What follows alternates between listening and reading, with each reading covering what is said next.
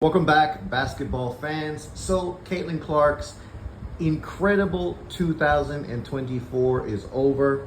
This was a girl that went on to become the all-time collegiate scorer, men's and women's.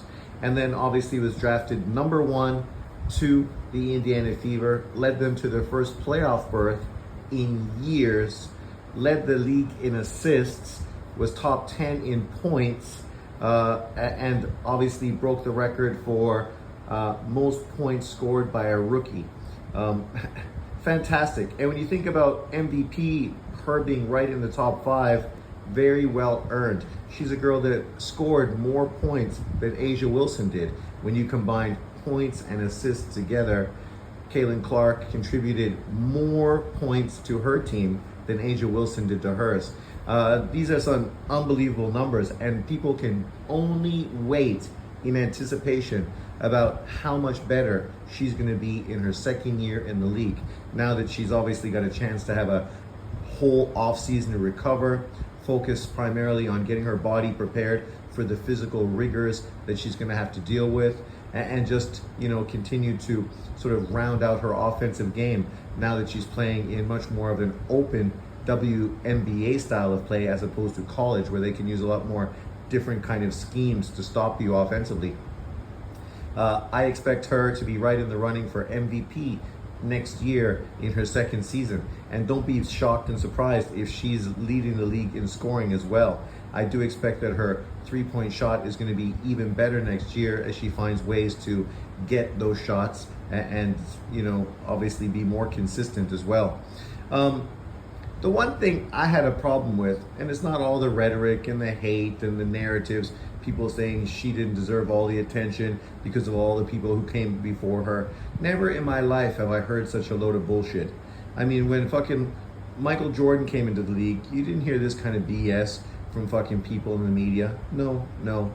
We still respect all the players that come before, but this was a new player that was contributing in ways never seen before and bringing more eyes to the league than have ever been on the league. So that's a great thing for everybody. And because that, now you got more eyes, you get more criticism, more trolling, and more of the negatives. But you're also going to be end up getting more of the positives, more money, and just actually now legitimately being a pro athlete, not being an athlete that needs to find off-season employment to sort of make sure that you're being paid fairly. So it's going to be an excellent situation for all the ladies in the WNBA, and people pushing these narratives. It's the same old BS, driven by racial fucking narratives from a lot of haters. But above and beyond that, the thing I don't understand was the whole playoff system. How the fuck did you have two games in Connecticut and no game in Indiana? Think about that in any league around the world where the home team, the team that deserves to have home court advantage, ends up getting back-to-back games and the other team gets 0 games in their hometown. It's ridiculous. The way that should have been broken up, there should have been one game in Connecticut, one game in Indiana, and the closing game should have obviously been in Connecticut. You would have ended up making more money to WNBA because you would have been almost guaranteed 3 games instead of 2. Not to say that Indiana would have necessarily won in Indiana, but the chances of them winning at home would have obviously greatly increased, and that would have meant more revenue for the WNBA and just more attention as a whole. So it's a good thing. Now that Caitlyn Clark is no longer in the playoffs, you can look forward to these WNBA playoff numbers of viewerships dropping. Huge, right? If they crack 1 million, I will be surprised. I think probably it's going to be around 600,000 to 700,000, which is still significant and probably far better than historically they've put out consistently. But as a whole, obviously you're going to lose a lot because Caitlyn Clark is not going to be involved moving forward. For Caitlyn Clark, she's got nothing to feel bad about. She's lived up to expectations and more so. Haters are just jealous fucking bitches who wish that they would have ended up having the same kind of impact that she had. But unfortunately, not everyone always has that impact.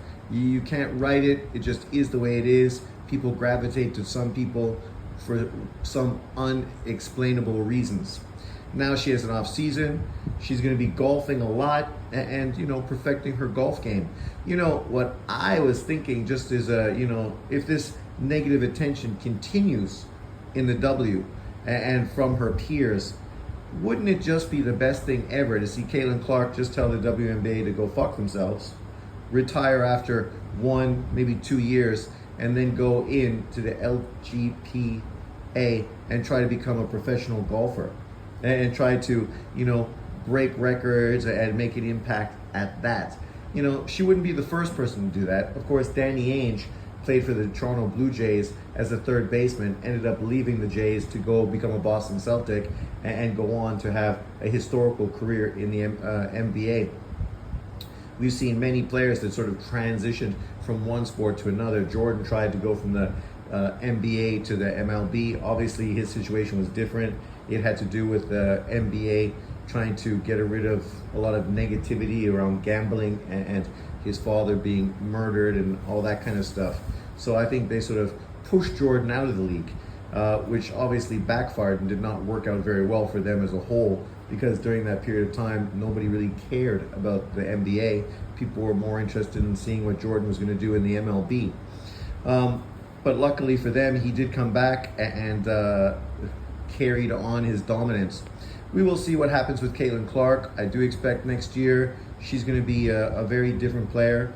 I know some of the concerns some people have are about players that are not going to be there. Smith obviously looks like she's out the door. And this is a problem with the WNBA.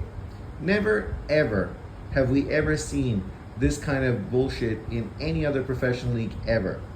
We literally hear players say that players nowadays are way too friendly to each other, which ends up really killing a lot of the competitiveness that you once had. I remember when Magic Johnson and Isaiah used to always kiss before NBA games, and considering what was going on around them and what had happened before, people thought, this is not a great look.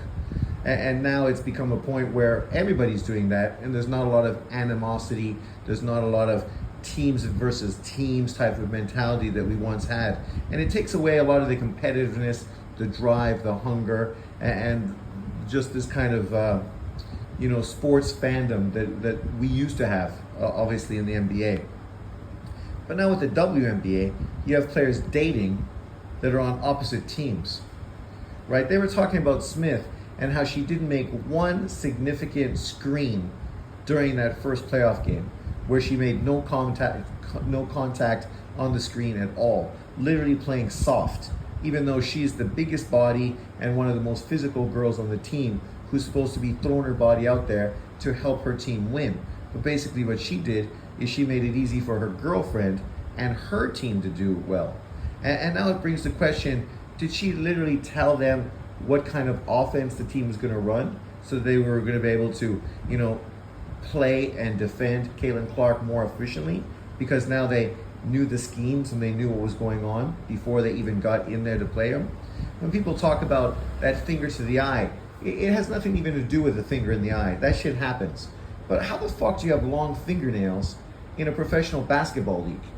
Like when I played high school basketball, you couldn't wear earrings, you couldn't wear necklaces, you couldn't wear fucking rings or jewelry, right? You couldn't do anything like that because of the safety of people's teams. I remember we played, and my team was a little bit cutting edge. We ended up having bike shorts. If you know Bike was a company that obviously the NFL and football coaches used, right? Tighter, sort of stretchy material, super cool, but with pockets. So my senior team, we ended up implementing those as part of our uniform. Super cool, excellent. But obviously the next year those were banned because they had pockets and players' thumbs are getting caught in them, leading to injuries, right? This is what normal high school teams did to look after the safety of players.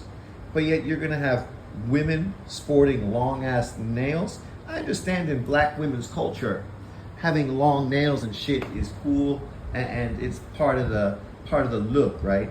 But that's for normal people, not athletes. who are getting paid money to play a sport, you gotta cut those fucking nails down. You can't be wearing extensions and things like that. You gotta be professional, right? So potentially that Caitlyn Clark issue never would have happened if you didn't have this kind of situation. Now, of course, Smith is gonna leave the team, but that's no fucking loss. If she can't be professional and she can't support her teammates, then her ass should be out the fucking door. Bye, sayonara, zaijian, see you fucking on the other side, right? Get your ass out of here. They should throw her ass to the fucking expansion team and she can be on the worst fucking team in the league and she can get the most shots and contribute to no wins. And then see how she feels when Caitlyn Clark's team next year is one of the teams pushing for the WNBA title, right? And then she will be wishing that she was part of it, right? And it's the same for Mitchell. Kelsey Mitchell, who there's talk that she may move because her contract's done and she may move to another team where, you know, she's not the second player on a team, but she can be the star player. But how did that work fucking last year? Last year, she was the same player playing with Elena Boston. Prior to that, she was a player that didn't have Boston, and her team was one of the shittiest teams in the league. She got the #1 draft pick in Boston, and they still ended up the shittiest team in the league. You get Caitlyn Clark, all of a sudden your scoring averages go to career highs, and your team starts to win, but now you want to go somewhere else so you can be the female. That's fine. Send her ass to a different team, and then see what you're doing when you don't have Caitlyn Clark feeding you for fucking easy layups and open three-pointers. See how your average looks next year. I guarantee her numbers, if she leaves, are gonna drop fucking enormously. At least 5 points a game she's gonna drop from her average this year. So going down to about 15 points a game, which is obviously still very good. And depending on what team she goes to, she could really contribute to potentially doing something on a big team. But, you know, it's this mentality. You know, these players just don't wanna win. They don't care about doing what benefits them as professionals. They got all these other narratives that are getting in the way. And that's the crazy shit about this. Like the Smith girl, it's fine that you want to fucking dike out with fucking Carrington. Carrington's a good looking girl. That's cool. I don't mind it. I get down with Carrington. But the point is that shouldn't impact your contribution to your fucking team. You should get out there and fucking lay Carrington on her ass, right?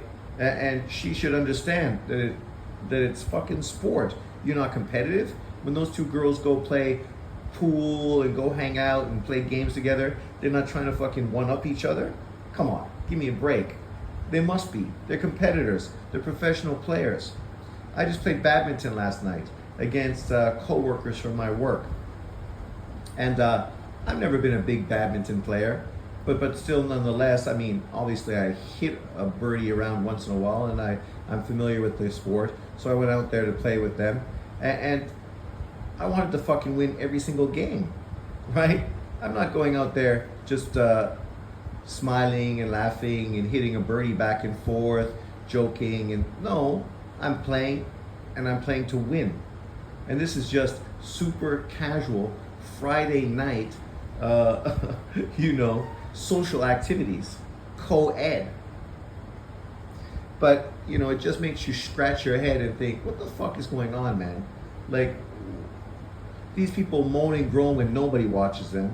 They bitch and complain that they don't make enough money and they should be paid the same as players in the NBA, which no, they fucking shouldn't, because nobody's been watching the WNBA.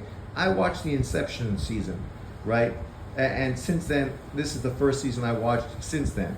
Maybe I watched a couple games in season 2.